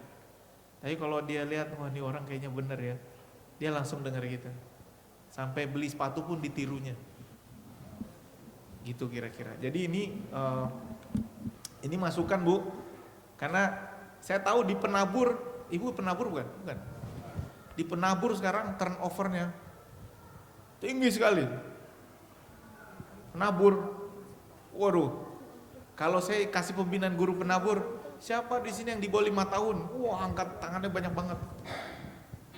Itu dan yang senior misalnya siapa yang di atas 15 tahun bekerja sini, makin lama makin sedikit. Karena begitu udah gayanya. Tapi sebenarnya bisa dia jadi setia asal dia melihat ada purpose-nya bisa dia kerjakan di situ. Itu makanya ya kita berusaha tanamkan dan melalui mentoring ini purpose-nya dia.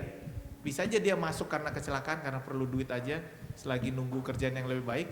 Tapi selama kita bilang sama dia bahwa di sini kamu bisa punya purpose, kamu punya menjadi berkat. Ini kata kuncinya, dia mau jadi impactful. Anak-anak sekarang mau jadi impactful, dia mau punya dampak paling banyak buat orang-orang sekitarnya with minimum effort. Dia mau impactful with minimum effort, maka dia harus work smarter. Jadi kita harus kasih juga kesempatan buat dia, kamu bisa lo impactful dengan cara begini. Cara dia melihatnya, saya selalu bilang kamu harus lihat begini. Kamu jangan lihat anak ini sekarang aja, kamu harus lihat bahwa kamu punya pengetahuan yang akan selalu diingat oleh anak ini sampai dia nanti usia lanjut.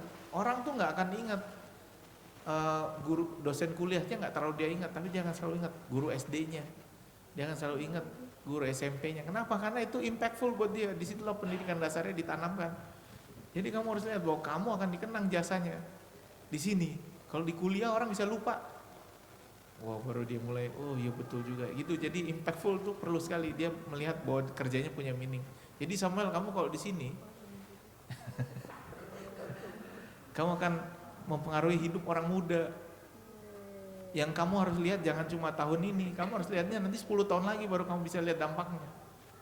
Makanya kerjakan dengan baik. Jangan lu pergi begitu susah lu pergi.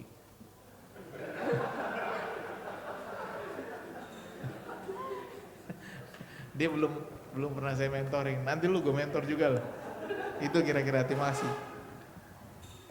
Terima kasih Bang Binsar. Tepuk tangan untuk penjelasan yang sudah kita dapatkan bersama-sama dari Bang Binsar. Kita hari ini boleh belajar ya tentang banyak hal dari Gen-Z yang sudah disampaikan tadi, dan kita tentunya sudah tahu trik-triknya dalam menanggapi atau menyikapi anak-anak kita yang termasuk di dalam golongan Gen-Z. Bapak, Ibu, dan saudara-saudari, kita mau menyudahi seminar pada malam hari ini. Kita mau menyanyikan satu pujian penutup dari Kidung Jemaat 424. Bait yang ke-1 dan ke-2.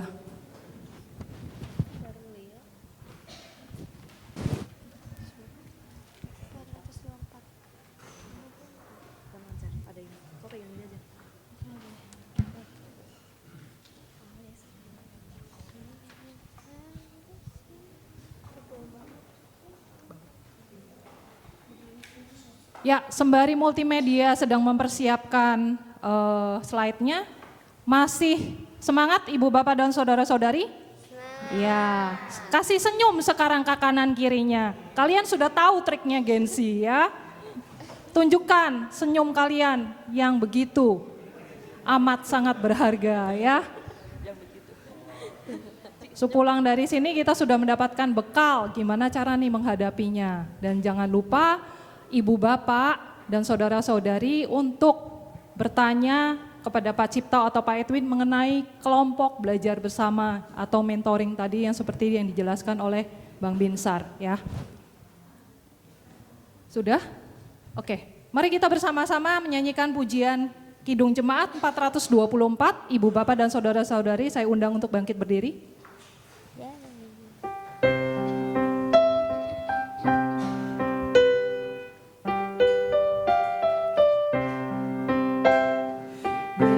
Menginginkan daku bersinar baginya, dimanapun ku berada, ku mengenangkannya. Kita harus apa? Bersinar, bersinar, itulah kehendak Yesus. Bersinar, bersinar, bersinar terus. Bait kedua.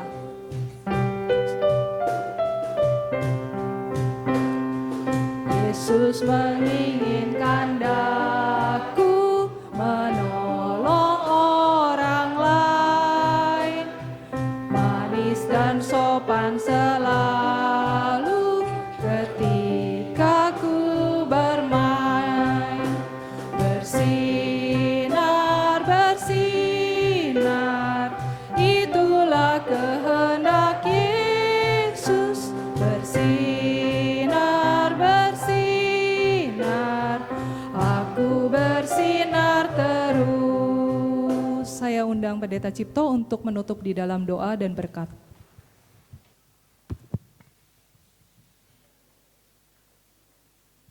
Bapak Ibu, kita beri aplaus lagi buat Prof. Binsar. Jangan kapok ya Prof. Kami sangat diberkati. Mari kita berdoa. Tuhan, terima kasih lewat kehadiran Profesor Binsar, kami boleh ditolong, dibuat mengerti bagaimana kami mengenal anak-anak kami dari Gen Z. Biarlah kami tidak hanya mengenal, tapi kami juga memberi ruang buat kehadiran mereka di gereja kami. Terima kasih Tuhan untuk persekutuan wilayah gabungan ini. Terima kasih Tuhan untuk kehadiran Profesor Binsar. Tuhan berkati dengan kesehatannya, Tuhan berkati dengan hikmat agar kepemimpinan dijalankan di STFT Jakarta maupun di tempat gereja di mana Prof. Binsar diutus. Prof. Binsar boleh menginspirasi dan berkati banyak orang. Terima kasih untuk setiap kehadiran kami di sini. Dan jikalau sebentar kami akan pulang, kami akan istirahat malam, biarlah Tuhan boleh menyertai kami, memberkati kami, memberikan damai sejahtera buat kami, agar ketika esok kami menjemput pagi, kami beribadah, kami boleh bisa mengalami perjumpaan dan menikmati indahnya persekutuan dengan Tuhan di setiap ketika kami beribadah. Terima kasih Bapa, kami mohon berkat Tuhan, terimalah berkat Tuhan. Kasih karunia Tuhan Yesus Kristus, kasih Allah Bapa dan Roh Kudus menyertai kehidupan saudara-saudara dari sekarang sampai selama-lamanya. Amin. Silakan duduk, ada pengumuman dari Pak Andri atau Pak Andre atau Pak Cungpi. Silakan Pak.